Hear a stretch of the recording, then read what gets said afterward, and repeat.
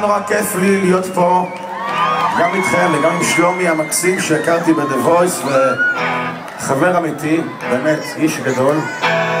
מי שלא יודע, אני גרתי הרבה שנים פה ליד נתניה, בבית יצחק ונווה איתמר, וביליתי הרבה פה, והשיר הבא נכתב ממש פה.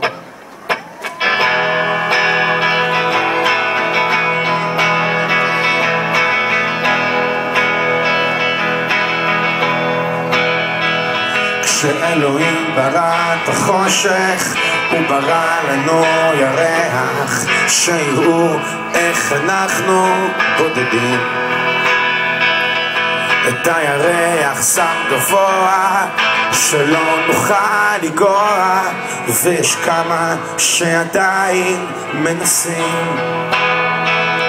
הילדים מתעופפים, כדורים כחולים סגולים, והאור שמלווה אותו צונח, זה אור הירח.